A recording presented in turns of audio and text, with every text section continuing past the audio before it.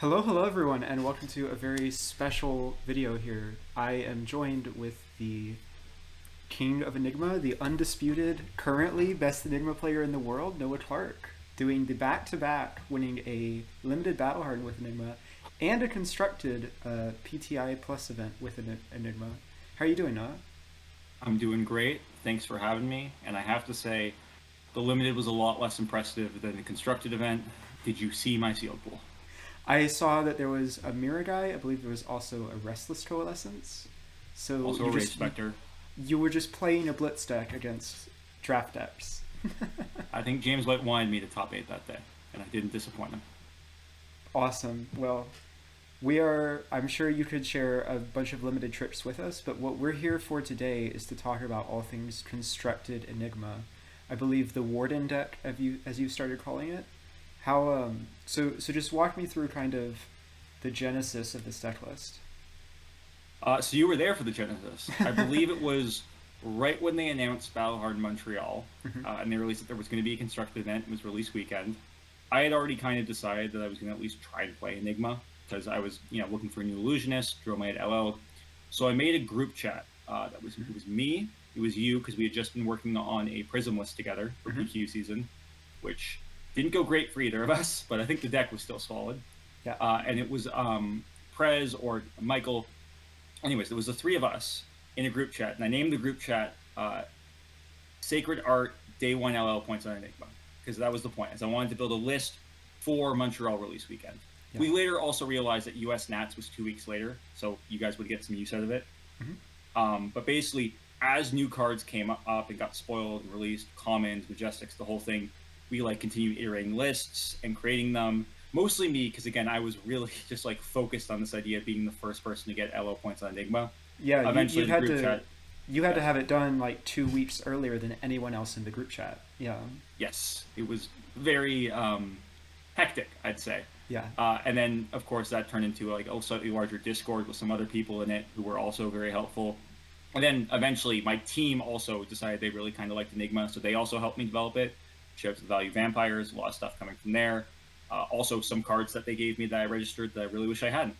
I'll say it right now. I don't know why First Tenant of Chi Moon was in my deck.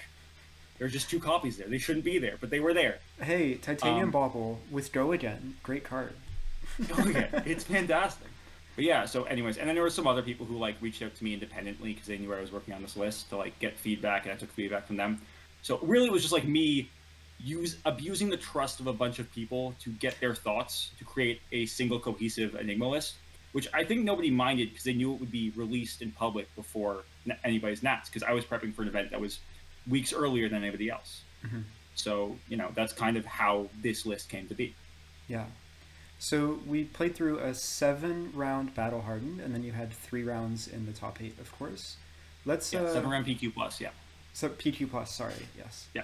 I it's so easy to associate the constructed event with the main focus of the weekend. I mean, it was an 108-person PQ plus, right? Battle Hardened Vegas this weekend was 60, so it's basically the size of the Battle Hardened. Yeah, easily. Well, let's walk through the rounds that you did play. So if we look at the quick breakdown of the tournament report, we saw round 1 on stream versus Akano. Yes. How did that game go? Shout out to Benson. He's a cool dude. He was not experienced in that matchup. Basically, well, I mean, it's release weekend. I feel like no one is experienced in any matchup involving the new heroes, probably. I mean, other than the person bringing the new heroes, I guess. But yeah, so he knew to bring in Waning Moon, and he kind of knew what was going on. But if the Kano doesn't play exactly perfectly, it's a very high skill check for them.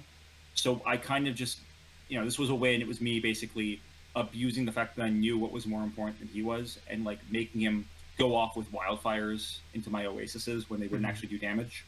This was also notable because this was the first time the casters had seen me play Dissolve Reality, which is a card I'll get into the deck tag. I'm so excited to talk about that card because I was so skeptical when you first proposed it, and it's just been going higher and higher in my evaluation. It's really good in that matchup if they're not playing around it. I think I bottomed the 3rd Wildfire and the Scour off of it. So anyways, that was a 4-0 victory. It was closer than 4-0 looks. Games versus Kano always are. But, I was not really sweating in that matchup, I'll say. you've said this before. What's your catchphrase about illusionists and life totals? Oh, life total is an illusion. It's not real. Life total is an illusion. Doesn't Round 2, kind of an underrepresented hero in the meta, Vincent. How'd this go? Oh no, Vincent, the unwinnable matchup, the thing that Enigma can't beat because they can. It's all of our ward dies for no value. What? oh no! The matchup's fine. Yeah. The matchup's fine. It's not great, but like it's like very 50-50. You just have to not overcommit to board, and just accept that you're probably not going to get use out of your ward. It's about like playing as defensive as possible. They only have 40 life to pay, and they only have like 12 to 16 shadow cards to use, and also you get to play 3 warmongers, right? It like, anyways, I ended up winning this game on 27 health. But I wouldn't say it's indicative. My opponent made a really, really big misplay into a blue Essence of Ancestry that ended up just like saving me 8 life for no reason. But even then, like it was not a matchup I was really good, like worried about. Again, my opponent they were a good Vin pilot. They went like I think 6-2 in the event, maybe 5-2. They almost made top 8. They bubbled. Yeah, there was a very interesting narrative following them as they were playing their Winnanen on camera for the top 8. He's also, I mean, this was a Canadian battle hardened, so everybody was kind of a local, and then I kind of knew them. But this was like a guy I had seen at like ProQuest and stuff. Shout out Nico, he's a good player, but this was not like a game I was particularly worried about. Gotcha. Round 3-IO. So I know that you have the Phantasmal Footsteps in the sideboard. Helps a lot versus Mex, I assume. I got destroyed by a Talishar-IO about like a week into building this deck before I put any tech against it. And I like rematched them 4 times in a row, and they said yes every time, which was great because it really like, if you don't have a specific game plan for -IO, you will get run over. Part of that game plan was playing the Phantasmal Footsteps because T-Bone is gross against you. It's gross.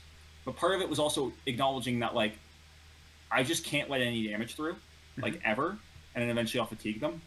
So I ended up winning this game, I think 38-0, because it was a combination of like they had a setup turn, which you usually have to do versus like these defense decks. You take a setup turn, you hope they're like clogged on D-reacts, but he did that to me, and then my hand was like Restless Coalescence up with 4 counters into a CNC or something ridiculous, and I just like took complete tempo. Insane. And then he had a double tome turn into like another like pop-off thing, like a Max V or something.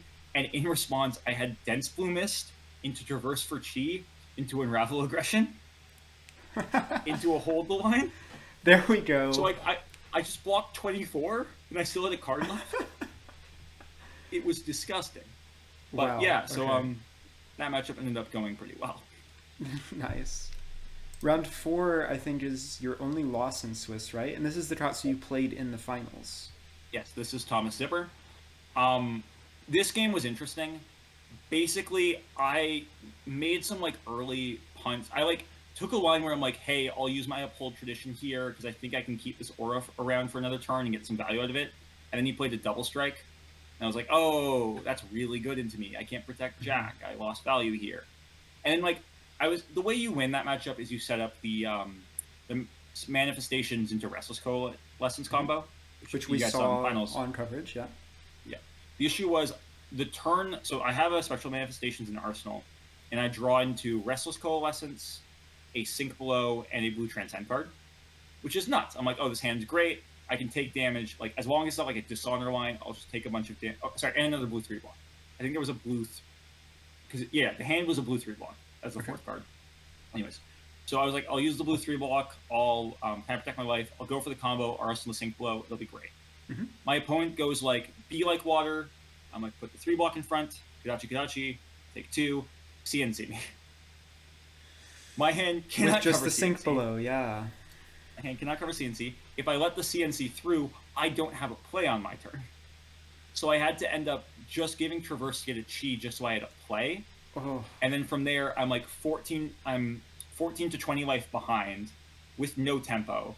So I pivot to a full fatigue strategy, which gets close, but because I didn't commit to full fatigue from the beginning, and I still have like all the mirror guys in my deck, it just doesn't really get there in the end. So he ends up killing me at something like 10 cards left in deck or something. And I was annoyed about it, but sometimes games like that happen. Interesting, yeah. Command Conquer definitely can be quite scary considering how many D-reacts that Enigma just kind of free rolls in her list, especially with the blues like Hold the Line and stuff. Absolutely. It's scarier than you think, even though like being a popper isn't super relevant. Yeah. Round 5, Victor. I'm gonna take a quick guess here. This one was a bit of a snoozer. He did not present Van Brazen to me. He had never played the matchup before. And okay, so what I will say is I had played this guy at the Battle Harden. Okay. And I think he was traumatized because during that Battle Harden, I had red spectral manifestations into red astral etchings for a shield on 8, like a shield for 8. Yeah. And I swung that at him 6 turns in a row, and he never killed me. And that killed him. Whew. So he came into me like today, like on the PQ Plus, and he was just like, this can't be worse, right?" And he clicked over Victor. I was like, "This might be worse." Yeah. Yeah. I mean, basically, he didn't draw a lot of his clash till the very end, and then when he did, he was like staying alive, but he was at a 30 life point deficit. At one point, he played a trounce, and I won the trounce. What? Did you just reveal like 2 Miraging Metamorphs? Yeah. Yes. I had 3 Miraging Metamorphs in a row because he paid a gold to change it.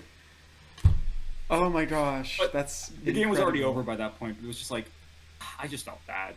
Yeah. But yeah, this is like a very, very good matchup for us. If you don't know how to win Illusionist versus Guardian, with Droma, sure you had to think. With Prism, you had to think. Enigma, it's a lot less thinking and a lot more just like play your good stuff because we don't have to worry about Phantasm. Oh, 1 for 7 go again, no Phantasm. It's so complicated. It's so complicated. Round 6, the second Kano. Yes, so this is my teammate Jimmy. Very, very good Kano player. A good player out of Montreal area. And he knew how to play this matchup. He had a plan, which was insane because it was release weekend. Like, why did he have a plan? That's crazy. But basically, he pitch stacked me very well, played a bunch of 1-for-4 so I could never keep a board around.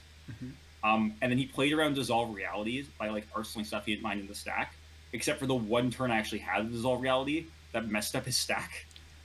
Which like he was very mad about, but I'm like, man, you should have just played better. Anyways, because of the amount of pressure I was able to throw at him, we kind of got into a point where he was near a stack, but I had a Rage Spectre on board, and I was holding my second Oasis for Spite My Arsenal. He didn't know about that. Or I didn't really get to do a lot of transcending in that game, which is annoying because you really want to be able to activate your boots on their pop-off turn, because Ward 3. But like we got to a point where he went off and hit his stack, but he hit 3rd cycle because he'd miscounted like 2. Because of the amount of pressure I put on him in the Dissolve Reality.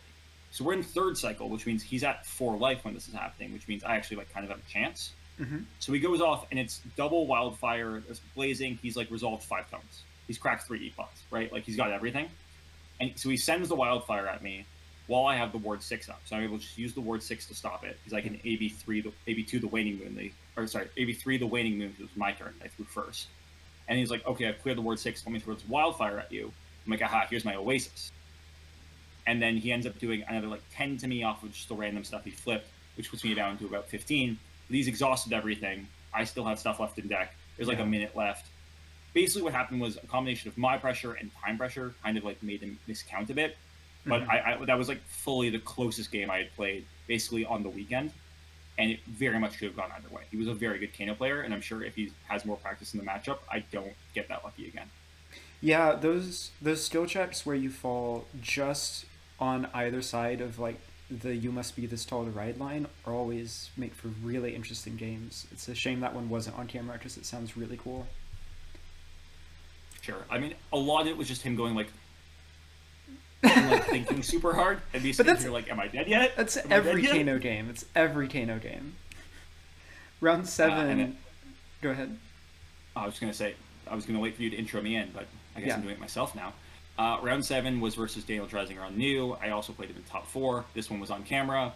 This is a matchup where if the New doesn't have a lot of tech for you, you kind of run them over. Daniel did not have a lot of tech for me. I ran them over. There was a Mira guy involved.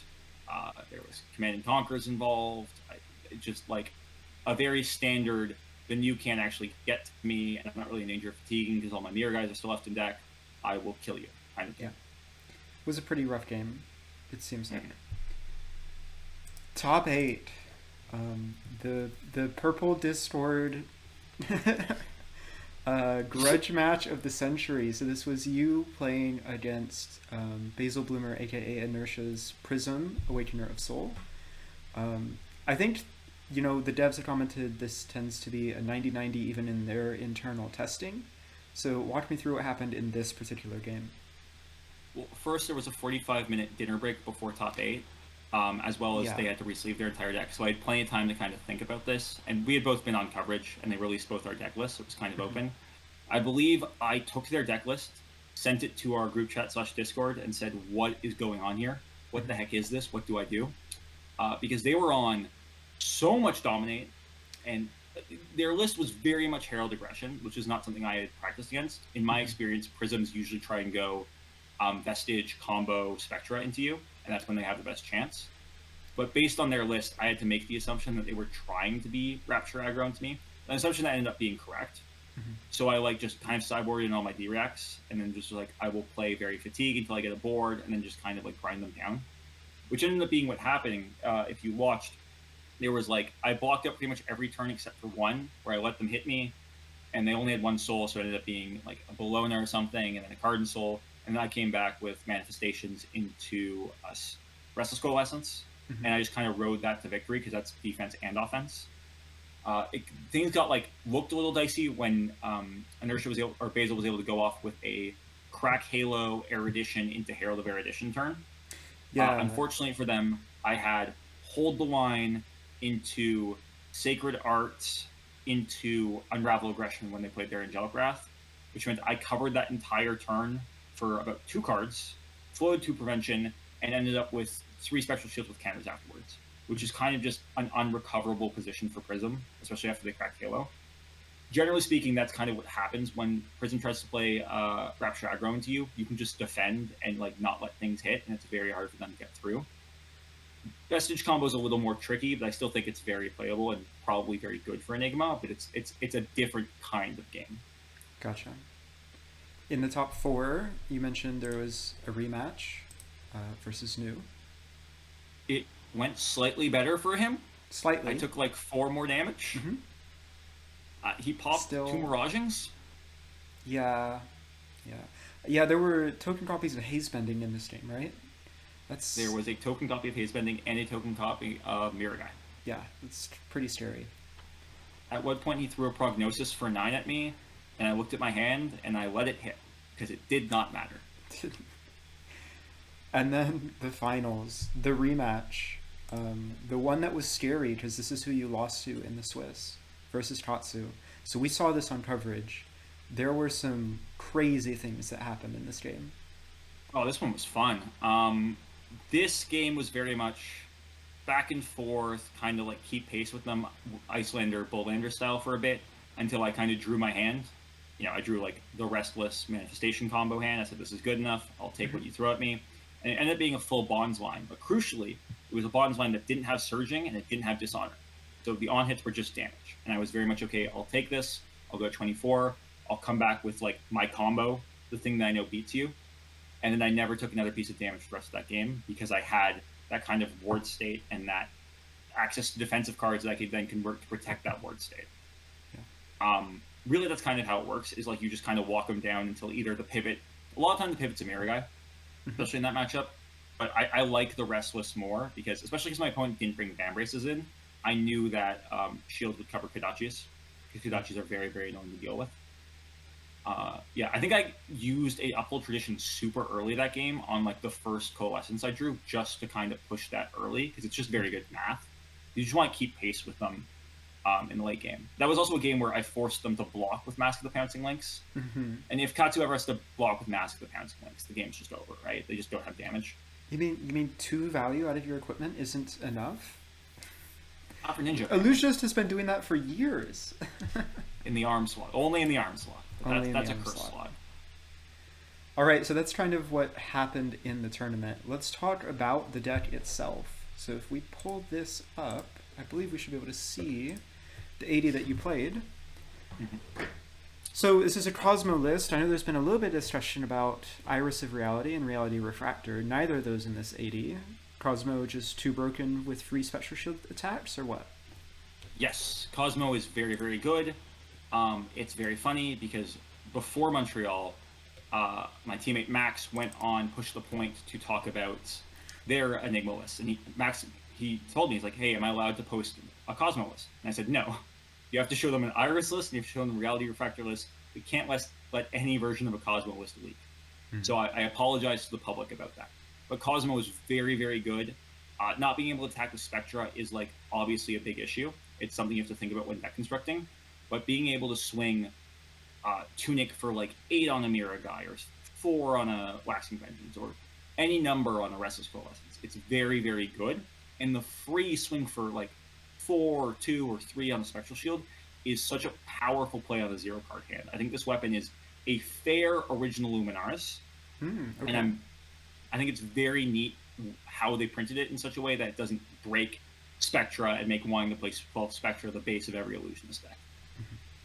Well, talking about potentially the most broken card in the deck, this is my personal opinion, but Traverse the Universe, getting a Chi on demand while also blocking 2, what are the things this can even enable? I see you have pointed out the strongest card in Flesh and Blood. This is insane. 2 block on a head, that's good. That's straight up good by itself. 2 block, it's just Blade Break, well, yeah, it's the minimum. like It is the bar.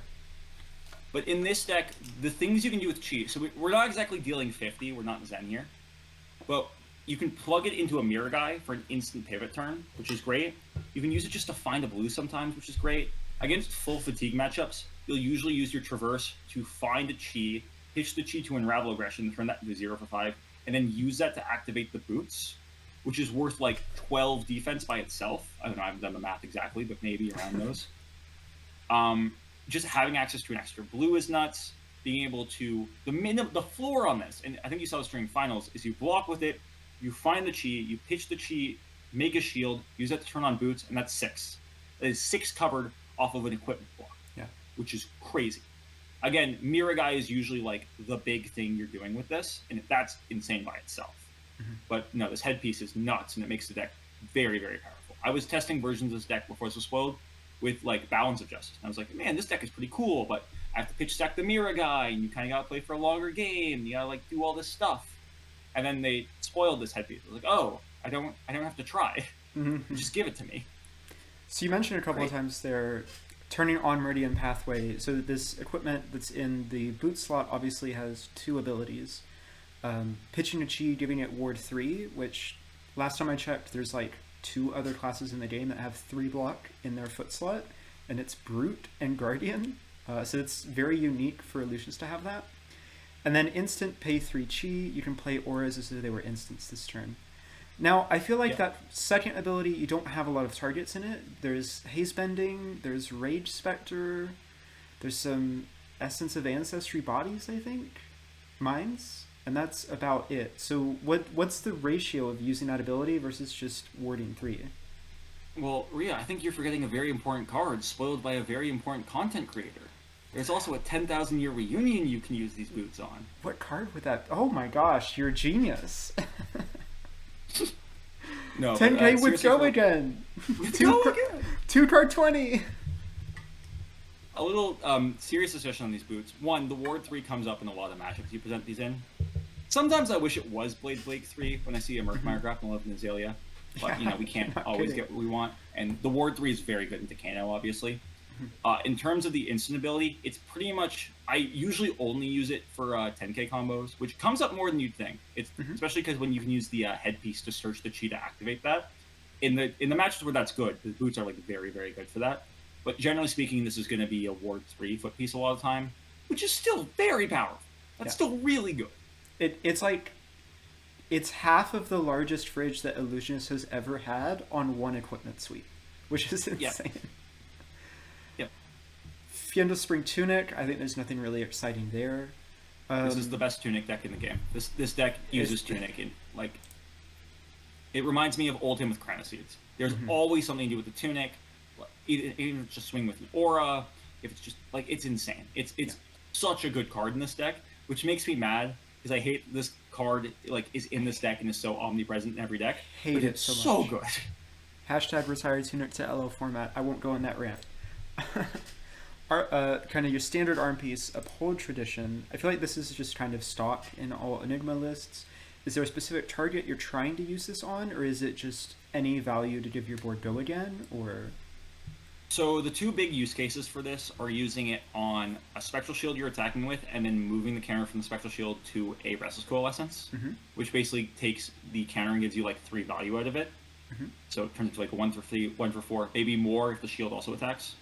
And the other base case is putting this counter on a mirror guy, because that's worth 2 offensively and 1 defensively. Those are kind of the two things you're looking for, and that turns us to like a 1 for 3 or 1 for 4 arm piece, not even counting the ward by itself. So that's 1 for 5 on an arm piece, very high value, very good card. This is the most replaceable slot because it's Illusionist, it always is. And there's like tech in here that you could look at. And there's other interesting stuff like the new Legendary arm piece. But I found that Uphold Tradition was just like good enough in pretty much every matchup, and I was very, very happy playing it. Okay. Phantasmal Footsteps, which we briefly mentioned earlier, is this just for Mechanologist? Are you also playing it against ninjas? I know there's been some discussion on where exactly this is good or not. Big thing was T-Bone. Mechanologist. They are a whole class and not just a single card. I don't know, it kind of feels like the matchup depends on that one card sometimes. Also, reloading pistol and like action point stuff, this also was very, very good against that. So I played it into Katsu on the weekend as well, which in hindsight, I'm not sure if that was correct. I gotta like go back in the lab and figure that one out. I think it's good if you're trying to fatigue them, but if you're trying to tempo them, I kind of rather just have the ward 3. Yeah. I wouldn't play this into Zen. Katsu was only because of the Kodachi, pretty much. Okay. The other matchup, though, where this is very, very good is Vincent and I guess by extension Viscerai. A lot of the time into those matchups, you'll just like be pitching blues into Arcane Barrier, and you'll just like have 1 or 2 floating. And you can put that one into these footsteps, and you can cover a breakpoint on Nebula Blade. The other weapon they have, the Vincent weapon, I can't remember the name of it, Scepter of Pain. You can cover Scepter, and you can use it to cover like other stuff. It's just an easy way to turn a floating resource into defense, and you have so many floating resources in those like Arcane Barrier matchups. And then rounding out your equipment suite, we do have 3 pieces of Arcane Barrier. I'm going to wager a guess that you have yet to activate the ability on Chrono Reflection, and this is Fancy Norrune Hood. Yeah, it's Fancy Norrune Hood. I think there's like edge cases involving haze bending that might matter. Okay. But it's just strictly Barrier Norrune Hood. You need 3 pieces of AB for Kano to make Kano playable. And into Rune Blades, you play the arm piece, because Uphold Tradition is the most replaceable part of your normal kit. I hate that we have to put this many slots in to play this matchup, but if you go any lower than AB3, it gets really bad. Yeah, very ugly, very fast. Okay, moving on to the Reds. A few cards to talk about. I'm going to be a bit biased here. You just mentioned my favorite card in the set, 10,000 Year Reunion. Where primarily is this coming in? What's this mostly for? Because it's like big investment, big payoff, big risk, right? Yes. So this card is coming in against, it comes in against Guardian, which is not really a thing you have to care about, but it exists. It comes in against Brute, where it's very, very good. This is a key part to beating Levy and KO is playing this card. It comes in versus Azalea, and you hope, and as soon as they present a really tall arrow that isn't Murkmire Grapnel, you say, cool, I've warded 10 of it. You don't try and get value out of it, you just let it happen. You also present it into Riptide, because a lot of time Riptide will have trouble pushing enough damage to clear this, and if you just swing with it, it's a 10 that doesn't trigger any traps. And it is also very, very good against other illusions. It's good against Prism. This is the single most important card in the mirror. The mirror revolves around 10k. Okay. 10k is insane. If you made me choose between like a mirror guy with 4 cameras and a 10k in the mirror, I would take the 10k every single time. This card is disgusting. Moving on to what I assume is your premium popper of choice, and has sparked some memes from the casters calling for your name to be for your face to be photoshopped in this card. Red Battlefront Bastion, limited all-star, constructed playable, draft common. Talk me through this. It just does everything. Defensively, it's a 3-block on small things. It's not a 3-block on big things, so it's not free. But the ability to block 2 daggers out of New, block 2 Kodachi out of Katsu, block Kakara into Tiger out of Zen, and any other go wide matchup similarly is so good. Combine the fact with the 7 power popper for Prism, and 3 for 7 is like pretty on rate, even though we have access to some bigger stuff in Illusionist for sure. The floor on this card is just so high and it filled so many defensive gaps and tools that I needed it to. I just started playing 3, and it just never wanted me. There was a point in the list where I was playing 2, and I would play it about 10 games in a row where I just wish I drew more of them, and I never cut it below 3 after that. The card is just very good in every capacity. Yeah. I've also been really impressed with it, which is crazy because I remember them spoiling this with the extended art promos, and I was like, why would we ever? Who wants this? Us, we want this. Everyone. Yeah. Next up, the only on hit in the deck, Command and Conquer. Is this just a concession against Rangers, or? It's just a good card. It's a popper. It's a 3-block. On hits are very good against aggro because if their hand is smaller, they can't threaten your board. There's also, it fits the pitch curve really well because a lot of time you'll like swing with something for 1 and then pay 2 into this. Theoretically you can bluff Pummel because we're a Tunic deck that plays a lot of blues. Yeah, I made a couple jokes about that on camera. I'd be like, I get a blue Pummel. I'm threatening Pummel. Yeah, that's incredible. The card's just good. Like I tried testing other stuff, but it just kind of fills the slots it needs to fill. Mm-hmm. And yes, it is very good against Ranger. It's a great buyback for Codex. Yeah. Okay. Perhaps the least surprising attack action in the entire deck, Miraging Metamorph. One of your best Tunic counter resources, by the way, or sinks, by the way. Especially when they Codex it for you, and you just like, I've blocked with my entire hand, and you have given me a 1/6. Yeah. And I have a Tunic. Sick. Yeah. That is something to keep in mind, by the way. If your opponent plays a Codex of Frailty and you can dump your hand is in response with instants, and they don't have a Murkmire Grapnel, you just get to draw a card, essentially, which happens surprisingly often. Absolutely. What's interesting about this is, back when you played this card in Prism, the only instant auras you could threaten were the 4 costs. Mm-hmm. So you had to have like 2 floating and 2 cards in hand to really threaten that if you didn't have board. Mm-hmm. Because there's just 0 cost instant auras in Enigma, if you have access to any other card anywhere between your arsenal and your hand, your opponent has to respect the fact that popping Miraging will give you value. Yeah. Which is obviously very, very good. And then it's just 1%. It's good math, right? Like it's just a very solid card. There's really no reason not to justify this. It's a 3-block 2. Good card. Yeah. All right, now the next one you still... I need a little bit of convincing on this one. Because when I was originally sold on this, it involved fatiguing with Phantasmal Footsteps, but it feels like we're kind of low on Phantasmal Footsteps now, so I'm not really sure what Oasis does aside from be really good against Kano. Yeah, so for the people at home, this was like a last-minute ad that nobody else in the Discord or my team or anywhere else liked this card. I was the only one who was like, you know what? I'm cutting Fate for Scenes, I'm playing Oasis for Spites instead, and everybody kind of said I was crazy. They might be right. I like Oasis for Spite because we're a Tunic deck. Being a Tunic deck makes this card a lot better because every 3 turns, this is just a 1-card 5 that gets around a lot of stuff. It's great into Kano. It makes stacking for them a lot harder if you can pocket one of these, and especially you can use it to protect an early board so they don't break your action point on like a ward attack turn. I like it into Azalea because Azalea starts shifting towards Dreadbore, same as Riptide. And this is a card that doesn't get beat by Dreadbore. This is a card that gets beat by Murkmire Grapnel. Really badly. That's a whole other conversation. But yeah, the fact that we are a Tunic deck makes this card playable in my opinion, and I liked it. I think it's been pretty good, but it's definitely a card that is on the chopping block. It's not like a core part of the 80. Yeah, and very tradable with Fate Foreseen if you would prefer to have just the trade. That is the alternative defensive card, because the next card is Sink Below. I'm going to cut you off right here, yeah? We're playing 3 Sink Below because it's Sink Below. Right? Yeah, we're a defensive deck, it's Sink Below. It's Sink Below. That's all that we need to say about it, I feel. A card that was a bit controversial on the weekend. It does a lot of powerful things, and it has a really low floor, Spectral Manifestations. So, Rhea, how long have I been high on Spectral Manifestations? I mean, it was in like deck version 3, right? And yes. What version are we on now? Like 21? Yeah. Day 1. People tried to talk me out of it. I was the strongest supporter of this card in this deck because this card is Surging Strike, which doesn't sound good, but I promise it is. At its base, it's a 2-for-4 go again with Ward 1. So that's 2 cards, 5 value go again. but it makes the best 3-card hands in this deck.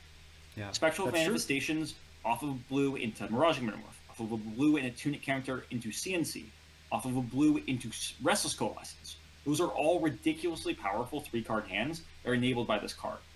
Now, unfortunately, there's a price to pay. It's a 2-block, which It's is 2 block. extremely annoying.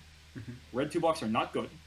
And also, you can't get the counters, so it's unplayable, if you control another aura, which is part of the reason we're on so little Spectra, because it makes this card worse. This card is amazing. I love it. Astral Etchings does not do the same thing that this does. That card needs a shield to be on. I wish it did. Gosh, I wish it did because it blocks 3. Having a shield in play is hard. Okay, so Astral Etchings is not what this does. This card lets you come back from nothing. It's a rebuilder. It's a combo piece. I love it. Play it with Restless Coalescence. Arsenal for that combo. It's very good. Unmovable. I mean, do we need to say much about this aside from it's just bigger sink below?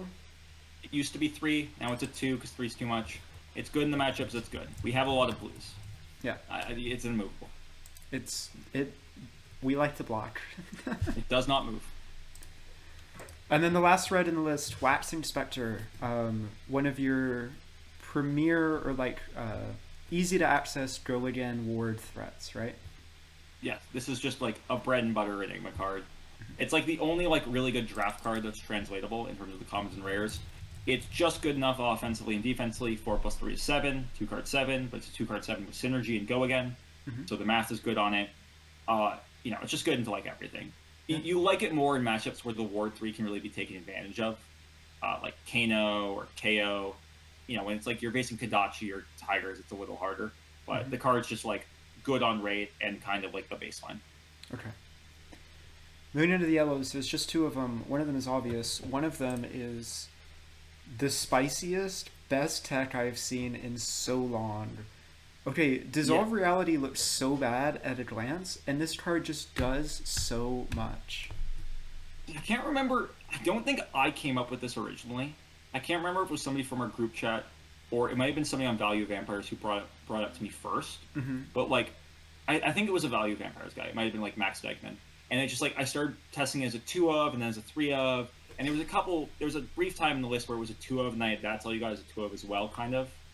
And then Bastion was also a 2 of, and they were kind of filling a 2-3 of slot that ended up being bad. Anyways, this card is interaction that your opponent can't interact with, which sounds weird. Yeah. I know. But CNC, you send a CNC, your opponent chooses the way that CNC interacts with them, right?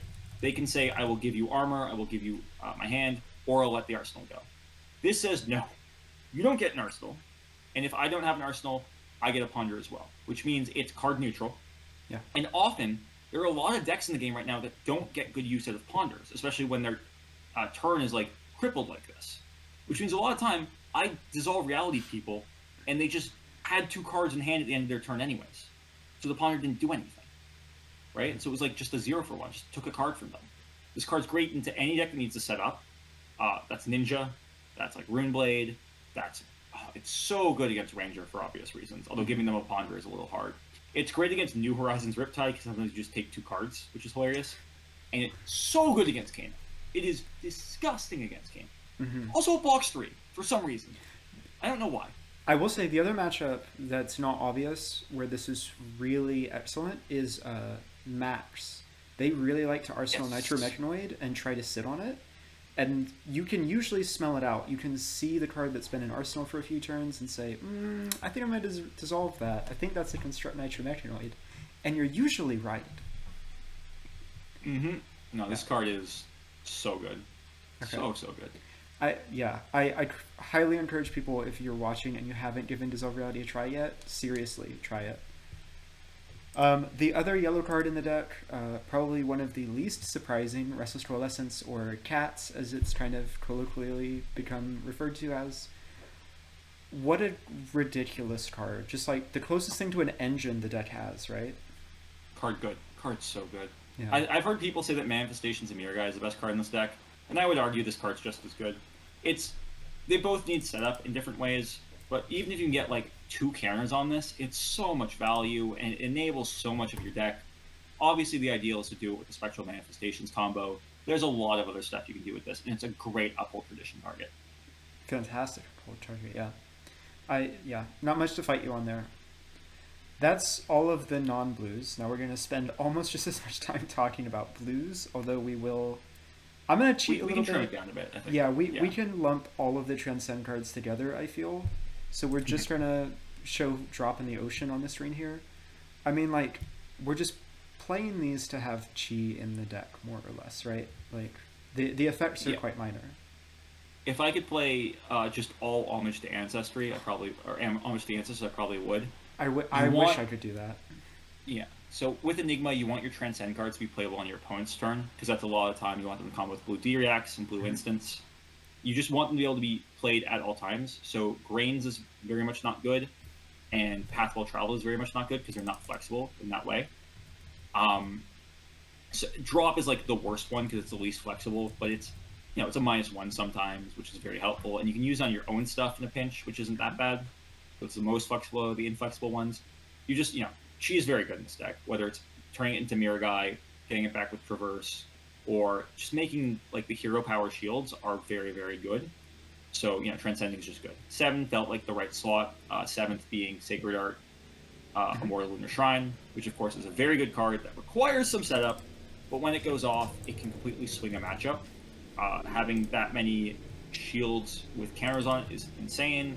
Getting the chi back is insane. Usually you're comboing this off with another Transcend card, and it'll end up with a chi in hand and some stuff on board, and you just kind of swing with that. You have to kind of work for this a little bit, and it doesn't come up in every game, but when it does, it's a serious power card. It can usually help you pivot very hard. It's also important to note for anyone that's watching that hasn't come up with this yet, if you ever draw Sacred Art turn 0 or whatever, it's perfectly fine to just play this with one mode and pit Transcend to put that chi in your deck. It feels really bad, but I promise you it's honestly quite good. Having chi is that important. Absolutely. 100%. The next blue, kind of a sideboard all-star in Dense Blue Mist. Cost 1, kind of awkward I feel, but we are a Tunic deck, and wow, this card really shines in some matchups. Yes, so for me, this kind of occupies a similar slot as Oasis, as a way to convert your Tunic into defense. It's very good in matchups to go wide, it's great into high octane turns of the mech, it's great into Ninja for obvious reasons, it's very good into Zen, specifically for very obvious reasons, they go very wide. Getting this off of a Tunic is extremely good when your opponent reveals an Anthem, or something, because you can just say, I've negated that, it's great. I remember I had to turn into a Katsu where I let them hit me with a blue descending gust wave, and then after they hit me, they cracked Mask, they cracked Katsu ability, they cracked Boots, and then I played Dense Blue Mist. And the look on their face was great. But this card is just very good. It doesn't come into matchups where your opponent doesn't go 4 wide very often. It is a sideboard card. Yeah. It is also a card I opened in my sealed pool. Oh my god! You literally were playing a Blitz deck with sideboard. Yeah. Ridiculous. Oh, it's also great into Assassins because it stops Dagger Dagger, which is the most powerful thing they can do into when you have a board. Overall, just a very good sideboard card. Nothing more to say. Also, it's a blue. Why is it a blue? Why is it a blue? The last interaction that's really important for this card that might not be super obvious, it kills Combo Bolton. Because they crack their courage, they swing that first saber, they play their instant speed Luminas, and you pitch, you block with Traverse, you go get your chi, you pitch the chi to Dense Blue Mist, and now they don't get extra soul, they don't get life gain, it's just their combo is just ruined. I forgot it had another line of text. It has another line of text! Yeah! Yeah, card's good. Yeah. Next couple of blues, honestly, these just in my opinion, fall into the blue blocked 3s that kind of have text on them category. This is Ancestry of Mind, First Tenet Moon. I can run through these real quick. Yeah. Essence of Ancestry of Mind. Sometimes you play it out and it's kind of cool, but usually it's a 3-block blue. That's not an attack because we don't play blue attacks into new. Yeah. Next is First Tenet Chi Moon. Why is this in the deck? I don't know. It shouldn't be, but it's a 3-block blue that costs 0, and sometimes you can transcend off of it. Yeah. Next is This Round's on Me. Sometimes it's good. Sometimes. Usually it's not.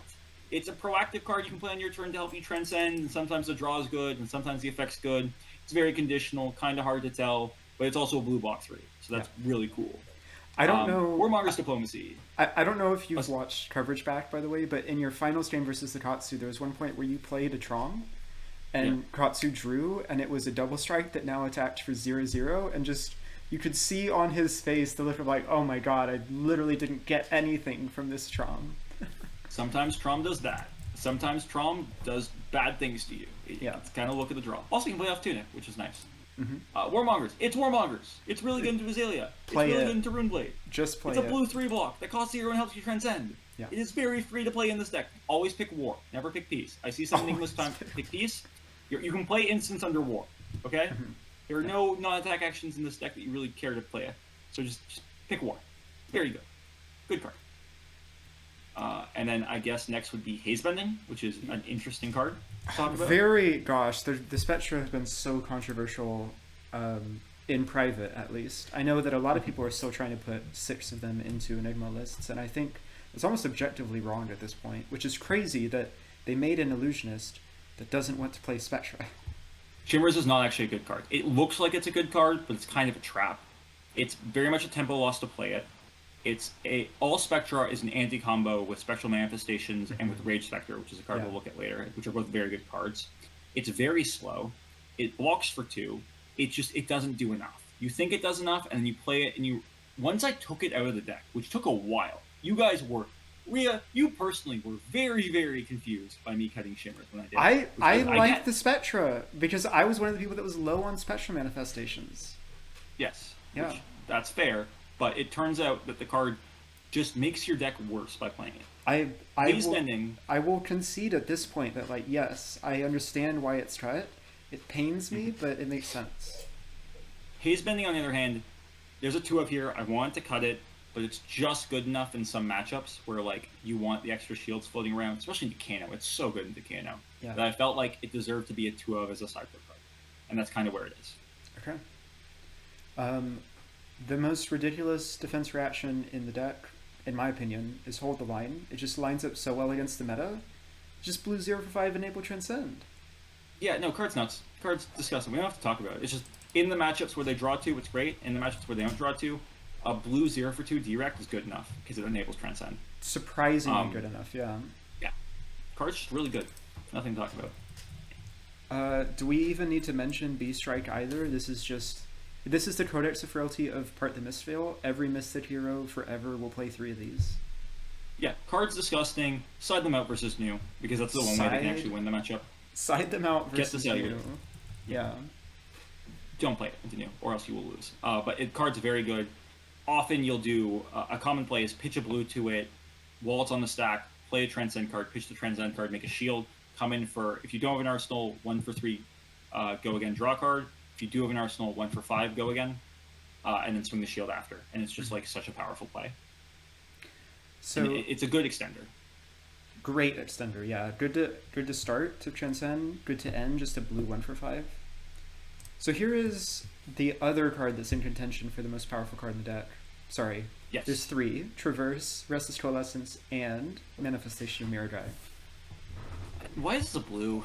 Why is this? This should be red. And 3 visits should be blue. And then the deck is just like, I get it now. 3 visits is where it belongs. At the bottom of my trash can. This card is great. It's on rate for a blue when you don't pitch a cheat to it. It's still like mostly fine. If you're playing counter cards like Etchings, this card becomes a lot better. If you put an Uphold Tradition counter on it, it's great. If you pitch a chi for this card, it's disgusting. Yeah. You can pitch a chi, then you can protect it, then you can swing it with Tunic, and then it comes in for 8 or 10 for free, and your opponent looks at it and is like, I have to expend my entire hand to kill this. And you're like, cool, it absorbed 5 damage anyways. Card's gross. It's what you can use Traverse on and feel very, very good about it. It's a win con in any slow matchup. It's a win con in fast matchups. It wins you a lot of your games. The card is very good. Yeah. Next blue, the winner of the most improved award in all of Flesh and Blood, Phantom Tidemaw, which went from unplayable to role player? Unplayable to sideboard card in certain matchups. There we go. It's not great in a lot of matchups. But there's a couple matchups where it's just very, very good. Anything like super slow or where it's easy to protect your auras, this card is nuts, and it closes games. Not into like popper decks sometimes, but sometimes you can still use it as a counter repository for Restless. It's a little weird. The two matchups where this really, really shines are Kano and the Mirror. It is also a very big mirror breaker. But yeah, cards like okay. It's okay. It's interesting. It's okay, which is a lot better than it used to be. Yeah, it used to be unplayable.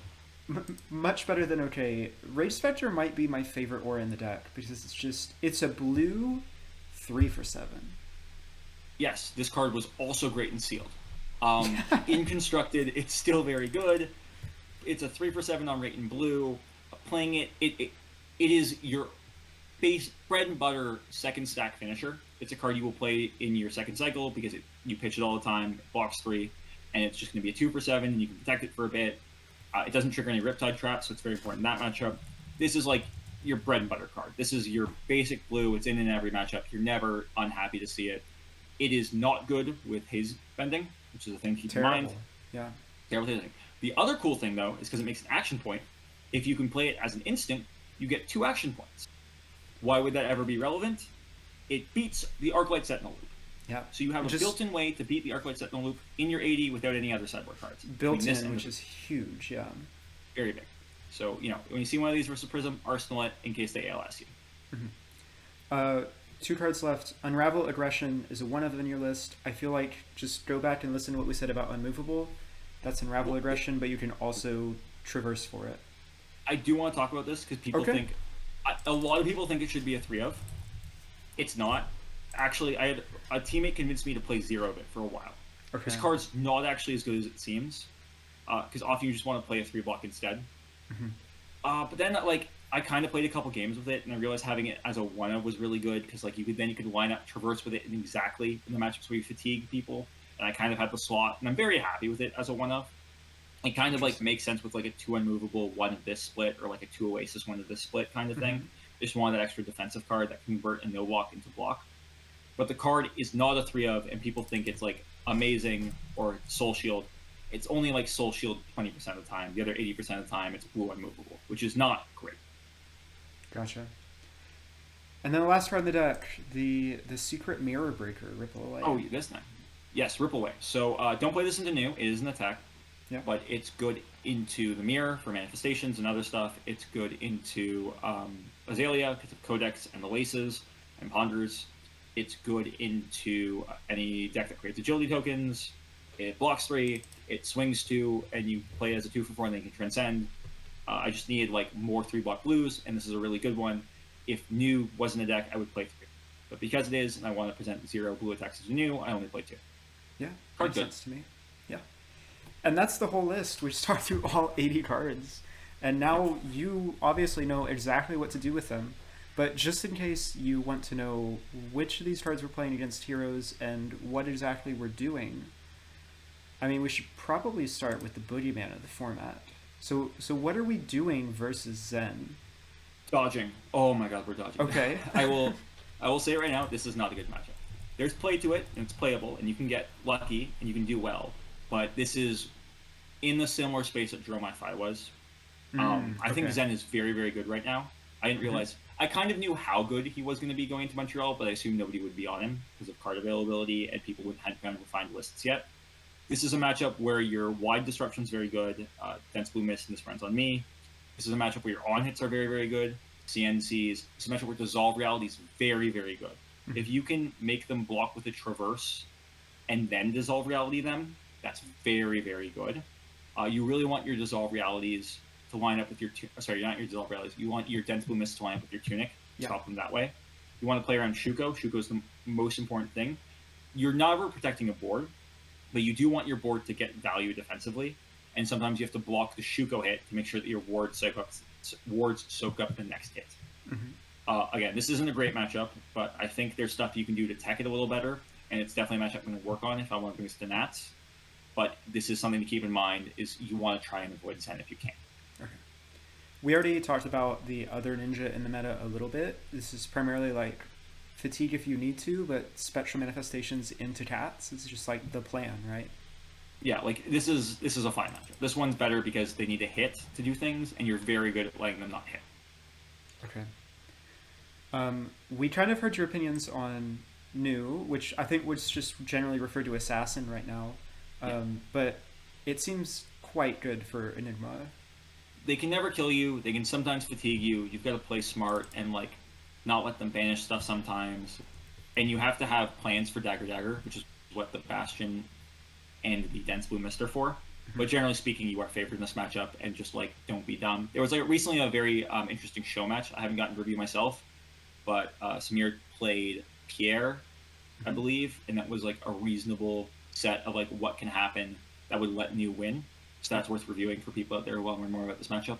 Go check it out on the Lazy Dogs channel. I actually helped cast that, and the link to it will be in the description below. Yes, Rhea casted that because I wasn't available. I'm happy That's to not be a back joke. up. That's not a joke. Frank actually asked me. Um, Guardians, which are a meta contender right now somehow, even though Enigma and New are very popular. It's just kind of the freest thing ever, I feel. Don't let Victor kill you. Try and set up when you have an immovable because that's the easiest way to protect your board. Just don't be dumb about things, and you're usually fine. Yeah. It's like not, yeah. The old Tier 1, what used to be the king of Classic Constructed. What are we doing versus KO? So you mentioned 10k earlier. Yes. So Brute, you can fatigue. Okay. Especially Levia when they flip. KO, you have to play smart into them. You want to take high math turns. You want to get a hold the line, stick into Arsenal as soon as possible for their Blood Rush Bellows. And you want to line up like your wards into their stuff and your removals. Removal is very good in this matchup. So is Oasis. But you are just playing good math into them and then kind of fatiguing them because your math is actually better than theirs. Levia is harder because their math is very, very good if they have good Shadow Realm Wars. But 10k is very, very good into that matchup because they can't take 8 off turns to set up a big turn because then you still have 10k. So if they send like a 4-card hand at you and then a 4-card hand at you instead of a 3-card hand to a 5-card hand, it's a lot easier to protect 10k 2 turns in a row, which is really good. Yeah, interesting.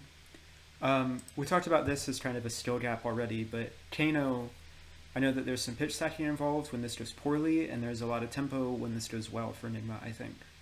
Yes, yes. Generally speaking, if they try and go off before they're at their stack, you'll win because they can never kill you and they don't know what they're doing. If they get to the stack and you haven't pressured them enough, it's going to go very badly for you. You just kind of have, it's still winnable actually, which is crazy. No other deck can really do that, but sometimes there's enough ward on board that you can actually beat their stack. It's very rare, but it's possible. Oh, watch out for Scour too. Oh my god, Scour. Watch out for Scour. It's very good versus a lot of the threats in the deck. Mechanologist as a whole has kind of been on the decline, but it's always there in the meta just a little bit. Those diehard Dash fans will always play Dash. So, in terms of Mechanologist in general, Teklo's a buy. Yeah. Max, Well, you can fatigue. he's hardly a You can fatigue. Mechanologist. Yeah, well, we'll talk about all of them. Max, you can fatigue, but you have to be fatiguing from the beginning. And yes, that includes if they get their combo off. You can fatigue them even if they combo you, which is crazy, but it's very true. Dense Blue Mist is very good in that situation. Yeah, it is. Dash IO, you can fatigue. Again, bring the footsteps into all of these for T-Bone, even into Teklo Vesson. Regular Dash, if they go full boost, you can fatigue. If they present pistol, footsteps is very good there, but you do have to pressure at some point with Mirror Guy. If they are full pistol dash, laugh, play a 10k, save the 10k every turn, yeah. and then just swing your 10 attack Titan's Fist at them over and over again, and then they will die. Very quickly. Very fun. Very quickly they die. Yeah. Warriors in general feel, in my experience, very favored for Enigma. They just don't have the offensive output to clear threats. I think I single-handedly have caused an issue with Josh Lau in considering what to play going forward. Not single-handedly, obviously. Other Enigma players help. But yeah, no, this matchup's not good for any warrior. Dawnblade Dory, especially, even with Chorus of Iron Song, it's like not playable. Kasai, just don't let them get copper or gold, and they can never beat you. Raisin Army is like the only good thing they have into you, and if you can like deny that, it doesn't matter. Hatchet's Story is not a thing. Olympia exists, and really, again, very easy. Decimator Axe doesn't affect ward. No, it doesn't. So Yeah, no, Warrior is like very, very easy for this deck. It's Okay. one of our best matchups. The 90/90. So you mentioned that you feel very comfortable when Rapture aggro plan is presented into you. How do you feel about Yes. Vestige? Harder. You have to pressure them because you are the aggressor, Mm-hmm. and you have to make sure when they combo off it's at low life, and then hopefully you have the Rage Spectre to beat the ALS. Otherwise, you can kind of get looped, but you can still kind of play around that because again, you have that built-in way to break it. Um, Dissolve Reality is very good in this matchup for disrupting their combo and their combo setup. How long have you been like sitting on a tome in your arsenal, right? And it's just gone, right? It's, That's fantastic. yeah, I mean, very often you sit on an ALS for 4 turns, just like I'm waiting for Genesis. I'm waiting for Yeah, Oh, and then my arsenal's it's gone. gone. Um, and then even after they combo and like set up a board, you're very very good at clearing boards because you Mm-hmm. can just swing your shields for free. So it's kind of like if you remember like old Lumi, Yeah. Prism mirrors where you have the shield at the end, just go after a Spectra. It's very much like that. Mm-hmm. So that's I think the matchup's good. I've heard Prism players say the matchup's good for them. It's illusionist. We're always going to say our matchup's good. It's the new That's how it works. 90/90. Yeah. The old 99. Azalea and interestingly Riptide also kind of scary now. Very real in this Yeah, meta. Riptide's real, and it's actually got a lot of game into you because the traps trigger and deal damage on the ward, and you have to play around that a lot. The traps are So, so annoying into the ward. yeah, so you have to play that smart and play it well to beat that. It's still like I'd say like close to 50. Like you're not super favored, they're not super favored, but Mm-hmm. it's something you have to respect and know how to play against. There's no like special sideboarding to it. It's just like play well. Yeah. Azalea is hard. Azalea is hard. You would have Mm-hmm. think that Azalea would be easy and it'd be like a great matchup because they make a lot of dominate and you make a lot of ward. But Murkmire Grapnel exists and they can tutor for it and they can get it out of the graveyard. And it's And they can really dominate annoying it. and really hard. Mm-hmm. Yeah. You have to save your unmovables for them and then like convert your other stuff on their other stuff and just try to play good math and hope your CNCs line up. It's hard and Warmongers helps, but it's a hard matchup for sure. Yeah. And which is annoying because Azalea is very good right now. Very good and very popular. Yeah. Far cry from the hero that used to have 0 living legend points barely a year ago, which is crazy. Yeah, it turns out Codex is good. Codex, good card. And then lastly, rounding it out, we have the Rune Blades. Rest in peace, Viserai, still not really a thing. Vincent, Eloquent Eulogy, hell of a card. Not bad. Good card. Vincent has a good hero text against us. Just fatigue. Hardcore fatigue, play the footsteps, play as defensively as possible. Try and line up Mirror Guy with Warmongers. Okay. Because that's really, really good. Because then they can't kill the Mirror Guy, and you get a second swing, and then they'll pay the life and blow up your board, but you'll have swung like 20. So yeah, that's the big thing. And then just play as defensively as possible, really. I'm only really scared of like the red line Vincents. I think that's a lot better than any of the more mid-rangey versions. Mm-hmm. But again, it's not an unlosable or unwinnable matchup from either perspective. It's fine. Yeah, makes sense to me. So that's essentially all of the heroes that you can play against, at least all of the classes and major archetypes. Where do we go from here? You mentioned on coverage that there's like 20 cards you want to change. Yeah, 20 is a lot looking at it now. I don't know if that's completely true. But there's got to be a better thing I can play over First Lieutenant Chi Moon. Yeah. There's some other blues I kind of want to move around. I want to look at some of the pieces of interaction I have, and whether I really need to play those. I need to look at some of the techs. I'm playing a lot of tech in the Mirror Decano that maybe could be other stuff. Like the Skeleton's very, very good, but other cards I'm considering that could be good in like other matchups are stuff like Phantasmaclasm. I was looking at Lost in Thought, but it kind of seems like a worse Dissolve reality, but maybe it's worth looking at again. It really does feel like worse Dissolve, which is crazy. Yeah.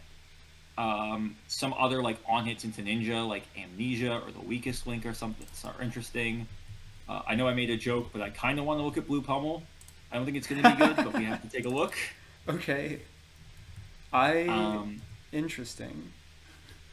We are a Tunic deck. We are a Tunic deck, right?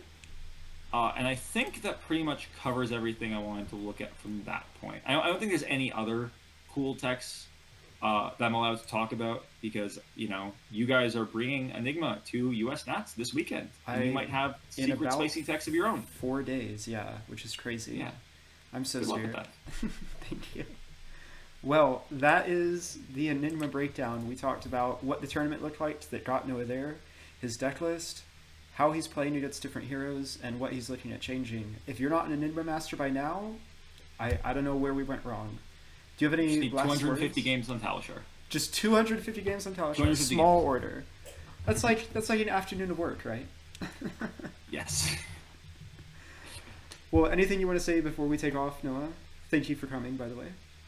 No, just I am so glad I won that tournament because it backed up so much smack talk I've had for the past month. I never thought I would back any of that up. That's crazy that happened. Day 1 Living Legend points. Day 1 Living Legends points. And as people know, I did a charity bike ride this weekend. We'll put the donation link in the description here. Great. Check Princess Margaret Cancer Foundation helps with cancer research. Fantastic. Charity. Anything you can spare would be great. If not, it's totally fine. Only what you're financially comfortable with, obviously. Yeah. Well, thank you for that. That's a wonderful charity to support, and congratulations on your ride this weekend. That's no small feat to, win this Flesh and Blood tournament and then go out and just be like, I'm gonna bike dozens of kilometers. Incredible. I biked from my home to where Nats is this year. That's crazy. All right. Well, no, Not gonna do that again.